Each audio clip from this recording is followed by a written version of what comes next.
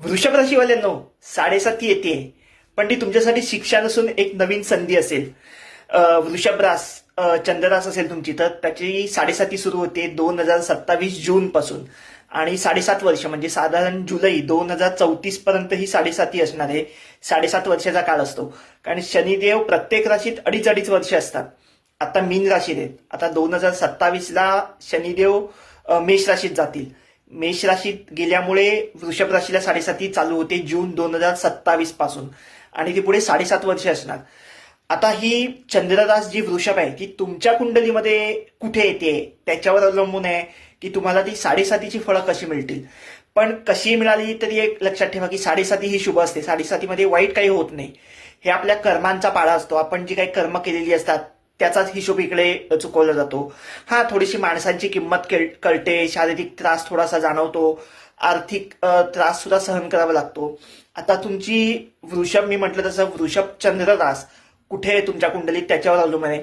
तरी आपण एक ढोबळ मानाने असं धरूया की वृषभ रास वृषभ लग्न असेल तर मेष रास तुमच्या 12व्या स्थानात येते. त्याच्यामुळे शनिदेवांचं 2.5 वर्ष वास्तव्य त्या 12व्या स्थानात असेल. आता हे 12वं स्थान कसलं आहे तर 12वं स्थान आहे खर्चाचं स्थान आहे, हे आरोग्याचं स्थान आहे, थोडंसं नुकसानीचं स्थान आहे.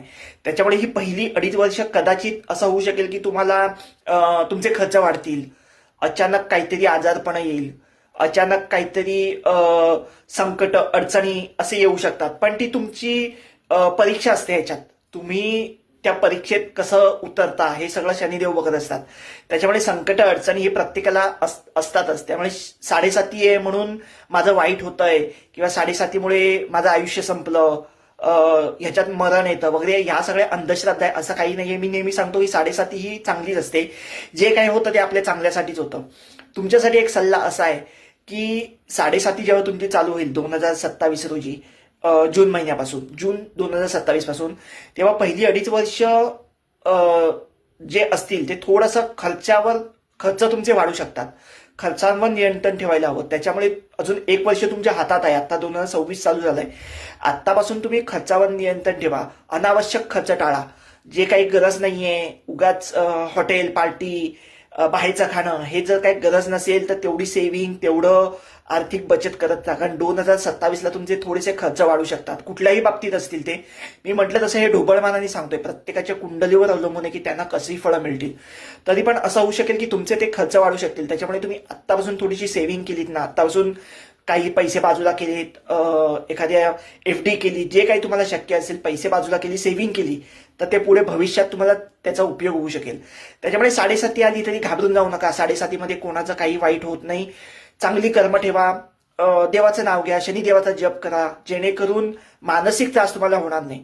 बाकी वेळोवेळी मी व्हिडिओ टाकत जाईनच. जर तुमची चंद्ररास वृषभ असेल तरच तुम्हाला 7.5. वृषभ लग्न असेल नुसतं तर त्याला 7.5 नाहीये, कारण 7.5 ही चंद्रराशीला लागते, मून साईनला.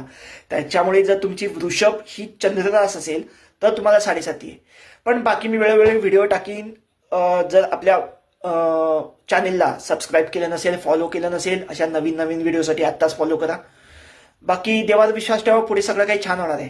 All the best.